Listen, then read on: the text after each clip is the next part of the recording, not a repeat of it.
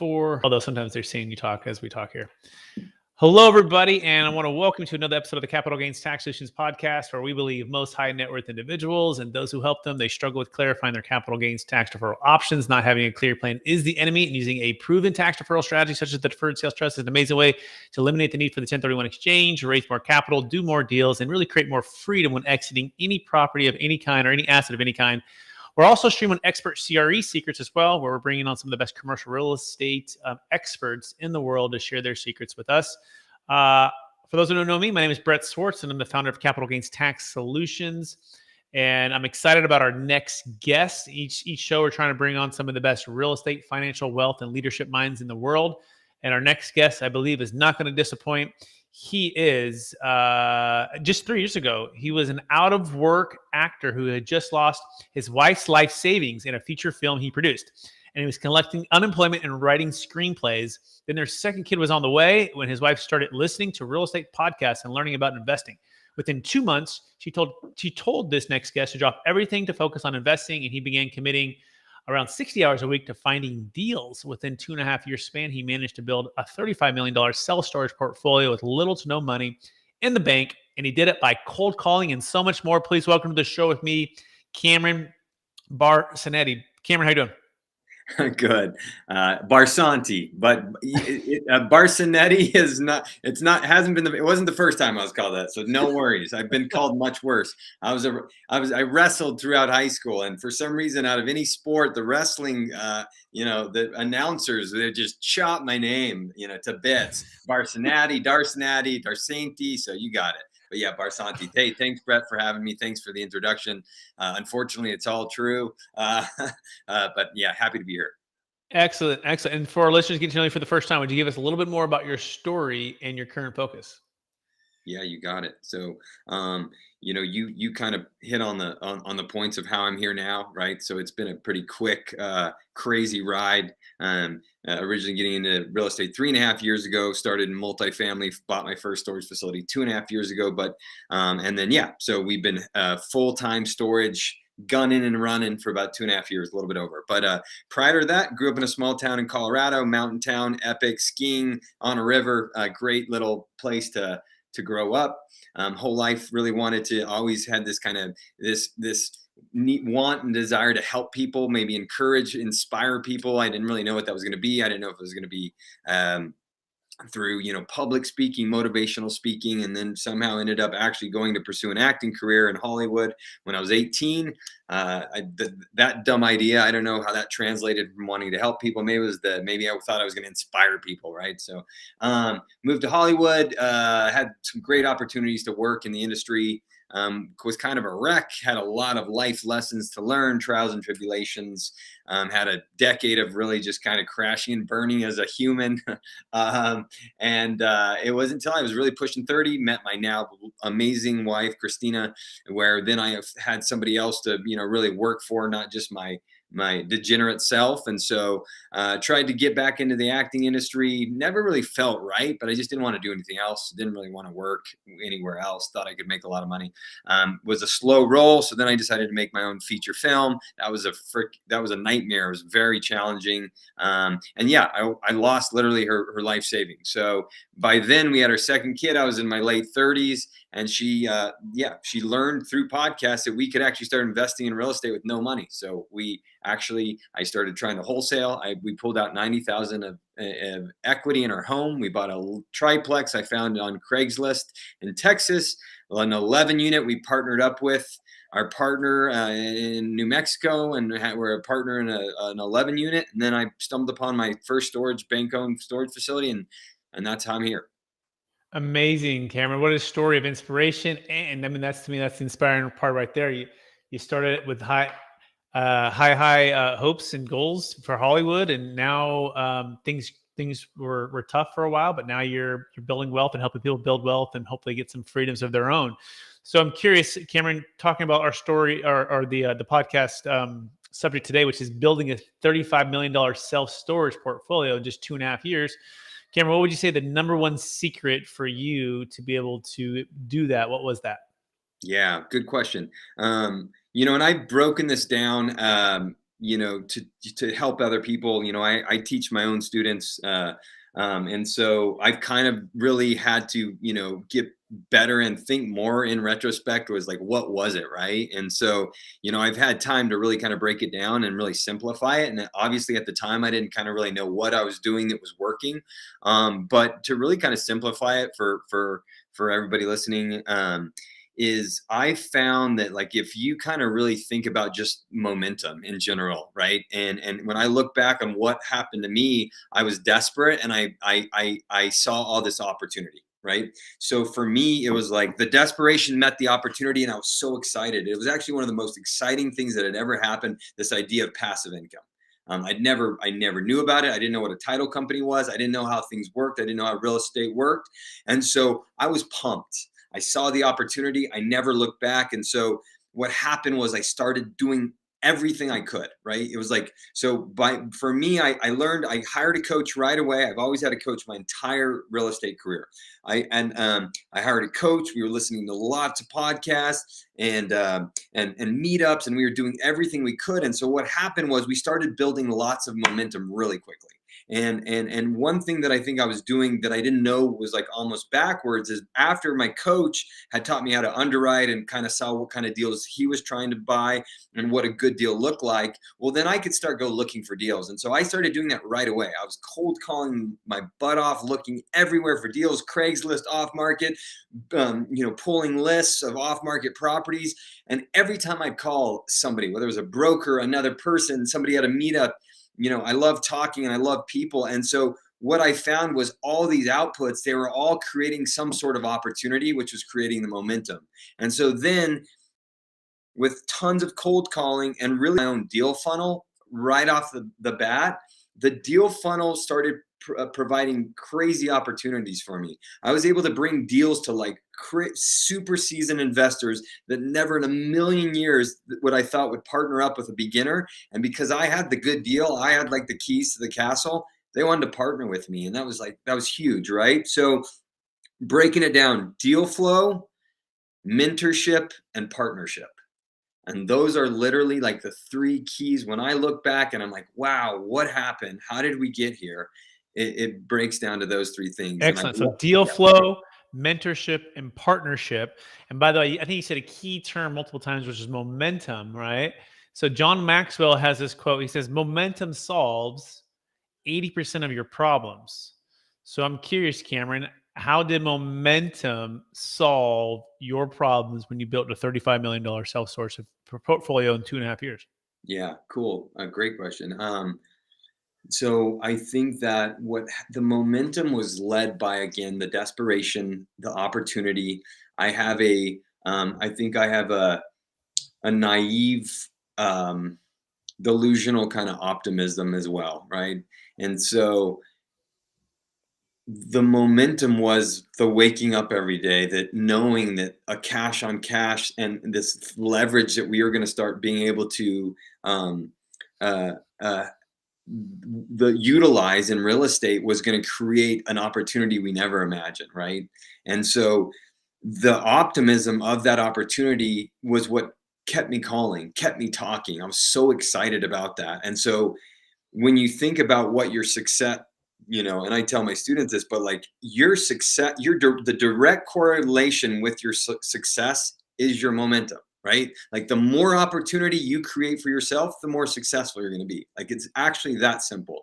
So what, and then the other thing that I think is really important is, a lot of times what I've observed is people take their studying, whether it's in multifamily or flipping or land sales or wholesaling or storage, whatever it is, they're dipping their toe in the water. And it's like some of them, they have full-time jobs. We all have families. Like it's tricky, right? Like time is our enemy, right? And so what happens, I think, is if you're dipping your toe in the water, if you're thinking about doing it, if you're studying and talking, maybe spending lots of money on crazy educations and all that.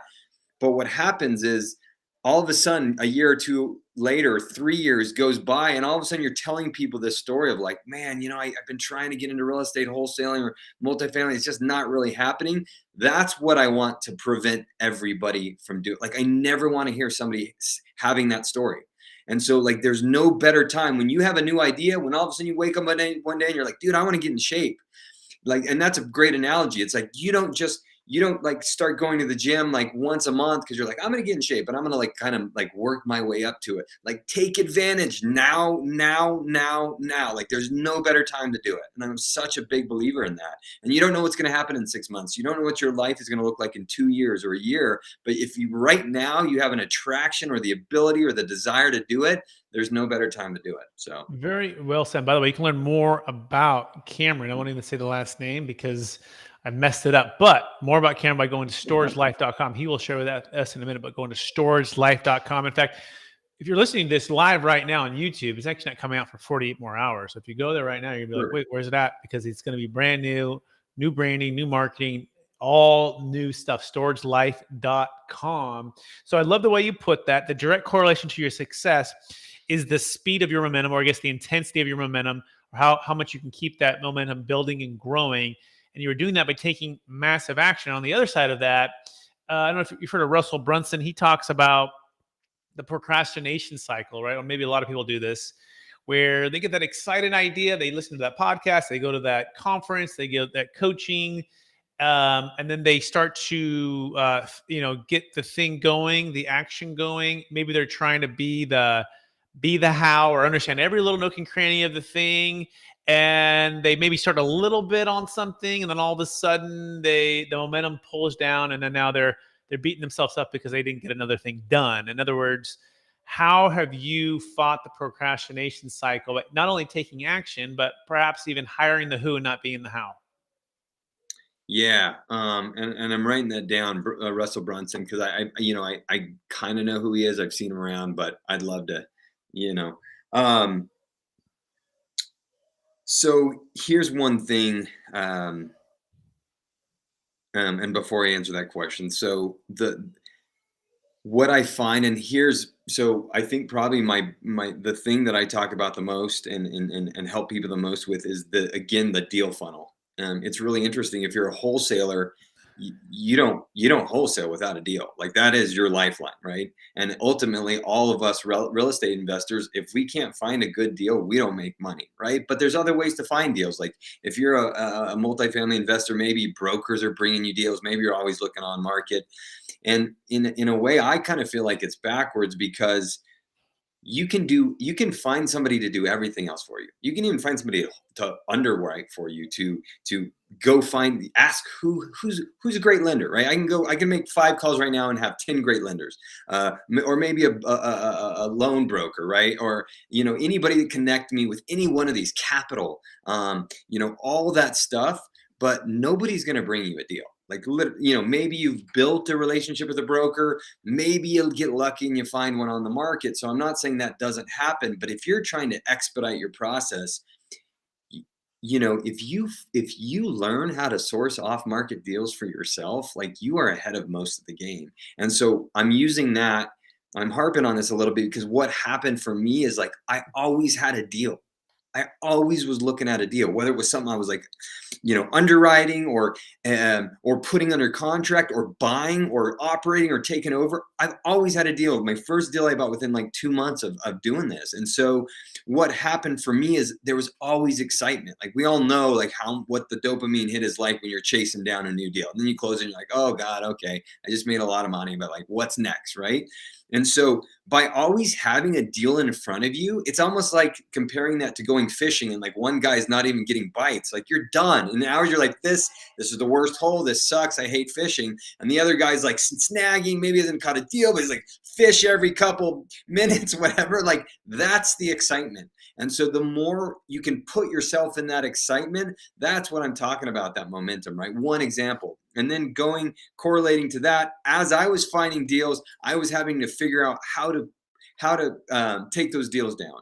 And so I could sit here in my house and go, man, I can't wait to be an investor. Like, what do I do first? What do I do first? And maybe I should spend 4 hours learning how to underwrite. Maybe I should do this, or maybe I should do that. And there's nothing wrong with that. But I didn't do that. Like, I literally pulled out equity, clock's ticking. Like, my wife's going, we pulled the equity out. You better find a deal, right? Like, we're losing money, right? And so for me, that was always the case. always chasing deals down. And so then because of that, it was like trial by fire, because, I can say, oh, I'll underwrite for 4 hours today. I'm going to call 10 people. I'm going to find 15 lenders just for homework. And like everybody knows, that's really sucks and it's very boring. But when I have a deal that I just signed on the dotted line and I got 30-day due diligence, and then my 100 grand goes hard, like, I'm not a lazy, but like that is when the clock is ticking. Like it is crunch time. It's go time. You cannot mess up, right? Yeah, And so it for sounds like me, you were able to basically figure out a way to light a fire.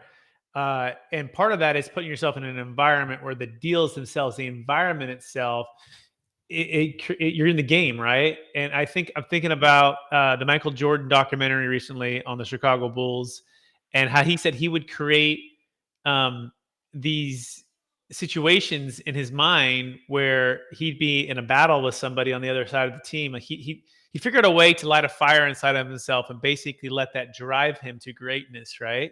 Even though the other person may not even know they're in that battle, but he would do that. And I would like, what I hear what you're saying is like, by having these deals and these deal flows, this is creating the excitement by having that big vision of what the cash flow can be if we can sell it, if we can raise this capital, if we can do this deal, make sense of it, right? That's going to X this amount of cash flow.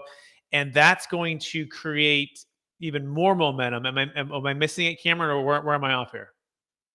no, I think you're right on. And so, when I'm telling people like, hey, like the momentum, and then breaking down the momentum to like the deal flow, the mentorships and the partnerships, I really believe that I felt very, I don't know if it's lucky or fortunate, but the fact that for some reason, like, my wife and I were great listeners. Like, everybody like hire a coach, and we didn't have any money. Like we are like, well, we don't have money to hire a coach, but we did it right away because everybody was showing us, whether it's, you're listening to like Brandon Turner, or you got whoever you're looking at, and they're going like, I have a coach, and you're seeing all these crazy uberly successful people that still have coaches. And we were like, oh my God, everybody's saying you are going to succeed more if you have a coach. And so we were like, okay, well, we have to do it. Right.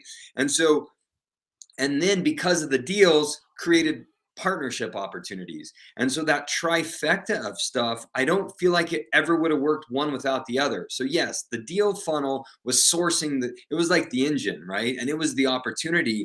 And then then the mentorship, I leveraged the heck out of my coaches. Every coach, like it wasn't like, what can you help me with? It was like, okay, dude, I need an LOI. I need you, like, how do you underwrite this?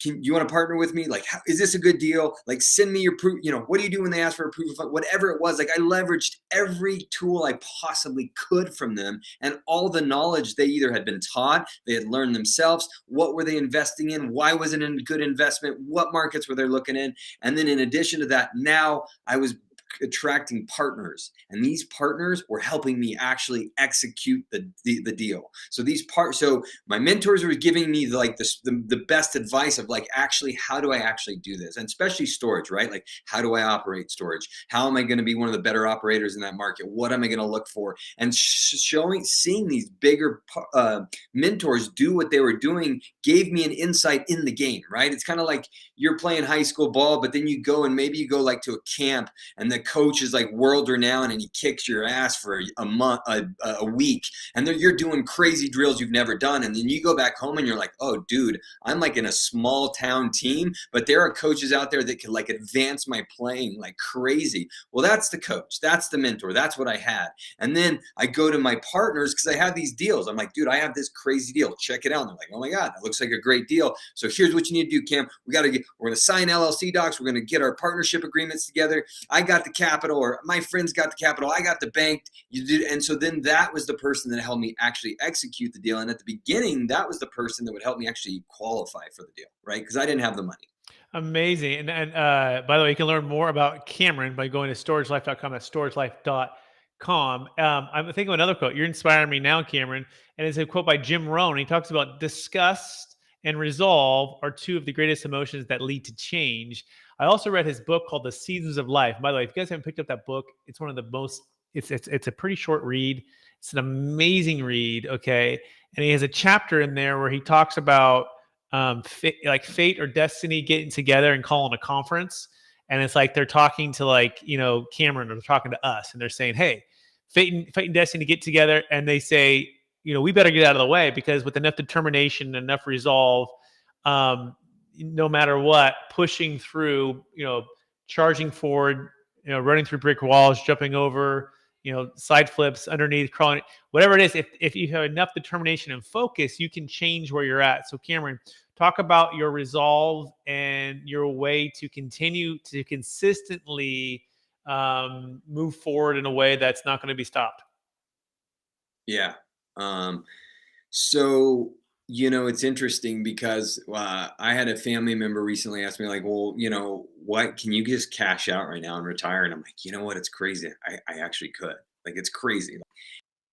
And the last thing that I'm thinking about doing, and I got my wife and we share our biggest goal, right? And that's family, and that's family time. And it's not only family time, but it's being present with your families, right? With your members. So my wife and I and my kids and our relationship and our family time, that's number one priority. Now, that being said, like, it's always work, because I love what I'm doing. Like, I literally I love being a self-storage investor. I love being a storage coach. I love being an entrepreneur. And so, you're always checking yourself. It's always a fine line. But why I'm mentioning that is because, other than being a great husband and a great father, when now we see potential we've never seen ever. We've, like, you mentioned it, the game, right? Or Alex Hormozy's like, when you make a lot of money and now it's just a game, right? And it's like, it is, in a way, we're playing the game, and like, the game has just begun, and we see so much opportunity, massive amounts of opportunity. And so if we can continue to streamline, to evolve, to build our systems, put our systems in place, hire the right people, we can still have our main priority, our family, right? But we can create, so much, not only wealth, but I think for me, and that's why I think probably coaching, I always knew was like in my heart, and really something that I was waiting to do my whole life, is because I think it's like self-fulfilling too, but I love helping people out, right? I have an airline pilot that's so green, and he just put an amazing deal under contract in Florida last week. Amazing. He's so green as an investor, and like, knowing what he just did as a W-2 employee is like, it makes me so happy. Or I have a policeman coach. I have several firemen coaches, people that are working hard at W-2s and they don't want to. And so for me, taking that point and just the idea of like, man, I can help so much people. And I Amazing. can have a life I never imagined, but it's not necessarily the wealth. It's, you almost owe it to yourself, right? You start succeeding, and all of a sudden, oh my God, we can pay for things we never imagined. But that's not really what it's about. And that's ultimately not what's going to make you happy. It's going to be what you do with that money, right? It's going to be, how do you influence people around you? How do you influence your kids, your wife, your parents? How do you influence strangers? And that's where I get my most joy. And so we've created this little machine, and we were like, oh my God, we owe it to ourselves, and we really owe it to, what it is to really push our own limits and make it as big and as profitable and as successful as we can. Amazing. You can learn more about Cameron going to storagelife.com. That's storagelife.com. Yeah, it's inspirational and making an impact with your wealth and getting those freedoms to help other people get freedom with passive wealth or growing wealth. All of it, so you can do more good. That is amazing. Love it, Cameron. That being said, are you ready for the capital gains tax portion of this, where we're going to talk about a little bit of capital gains tax? Geek out with me. As long as I don't have to answer any questions. Well, it's pretty simple. We're supposed to help people or know what you're talking about, then I'm all in. Okay. Well, this is the key. It's an interesting one. We'll see where you're at. We'll test you a little bit. What's your biggest frustration when it comes to the 1031 exchange, Cameron? We're going through one right now. And so, it's probably not what you're expecting my answer, but for us, it's specifically, so we're 1031ing into storage, and that storage facility, we're buying for 2.1. We're paying the wholesaler 125 grand. There's about $150,000 of CapEx. And so I think for us, actually, the biggest challenging thing is getting the 1031 to fund the whole thing. And it's interesting. A part of that's also a lot of times a bank won't fund the wholesale fee, right? They're like, well, that's not part of the acquisitions. That's a fee you're paying for the deal. But there's ways kind of to back into that where they will pay for it. At least in my case, we've gotten that. Thankfully, our bank didn't have a problem with it. But then where it gets tricky is, I think your 1031. The trick is like, they kind of don't want to pay for improvements, and so I think it's the way that the bank has to structure it out. And so for us, it's really, that's been the most challenging part right now that we're dealing with on the 1031. Yeah, sometimes sometimes it feels like you're having to squeeze like a round peg into a square hole, and it can be a little bit cumbersome, right? It's equal or greater debt, equal or greater value from what you sold for, and typically the whole entity must move. And sometimes it works out. If you can find the deal that makes sense, man, it's a great way to grow wealth, great way to defer that capital gains tax, especially in investment real estate. But sometimes it can be a shotgun wedding. You run out of time, or just you don't have a big enough deal, or it doesn't line up. That being said, we do have an alternative. If people want to learn more about that, you can go to capitalgainstaxsolutions.com. Not only does it work for saving a failed 1031 in case a bank won't lend or in case a deal doesn't work out, but it also works for primary homes, businesses, crypto, stock, which the 1031 doesn't even work for. So if you're curious about what that looks like, go to capitalgainstaxsolutions.com. Also check out the new book that just came out on Amazon, Building a Capital Gains Tax Exit Plan. We have the Kevin Harrington from Shark Tank in the book, and a number of other really smart multifamily investors that are in the book as well. Go to capitalgainstaxsolutions.com or Amazon. That being said, Cameron, are you ready for the lightning round? Yeah, lightning round. That sounds great. Can't wait. Knowing what you know now, if you could go back to your 25-year-old self, what's the one golden nugget make sure to tell yourself to do? I'm not being very lightning, am I? I think really try and figure out what's really important and what's really going to make you happy. I was I was such an idiot at 25. It's hard. That's why this is a hard question for me. I feel like there were so many things to tell my 25-year-old self, but um, you know, um, not take things so seriously, not be so hard on yourself, and really try and figure out what's going to make you happy. Excellent. Question number 2, what's the number one book you've recommended or gifted the most in the past year? Um, I'm embarrassed to say this, but I'm not a big reader. I've never read a business book or a real estate book. So I don't know that I've read a book in the last year. What's your favorite podcast, the number one podcast? How about this? No, how about this? But this is fair. This is what I'll do. But my wife, and this is good. This is good. This is a good one. This could help somebody. So my wife's an excellent Cliff Notes. She gives the Cliff Notes. Okay. So I've had back pain for like 3.5 years, and I knew it wasn't really because of an injury. So somebody recommended a gentleman named Dr. Sarno, and Dr. Sarno, we read it, and it was you'll be very skeptical, but it's basically, he was an amazing medical doctor, died in like 92 years, but he's basically saying everything is like a psychosomatic pretty much. And she read the book, she gave me Cliff Notes, and I swear to God, in like a month, my back pain, in 3.5 years, I've been a physical therapy, a therapist, doctors, everything, you name it, the best of the best. And my back pain went away, and so did her carpal tunnel of years. So anybody has any kind of pain, it's your mind, it's stress related, and read Dr. Sarno. How do you spell Sarno? Sarno. Okay, cool. Dr. Sarno, everybody. Next question. What are you most curious about right now, Cameron? I'm most curious about what the next 12 months is going to look like, because, man, we got a lot cooking, and I finally got this amazing assistant who's like taking so much work off my plate. We're really scaling big time in our storage acquisitions, our storage wholesaling, my coaching program. Like, there's so many things I'm so fired up about, and I'm just like, can't even imagine what it's going to look like in the next 12 months. And so I'm most curious about that. Fantastic. Last question. After all your success helping all the people you've helped, building the business you've built, what's your number one practice for you to stay centered in your values and to stay encouraged to charge forward to reach new heights? Staying healthy, closing my eyes, whether it's meditating or just, taking that time to relax, to be centered, not drinking too much caffeine or any, uh, only wine on the weekends, but staying healthy and really, daily practice of making sure you're present, you're not pushing too hard, and going back to really making sure that I'm fulfilling what my wife and my kids need.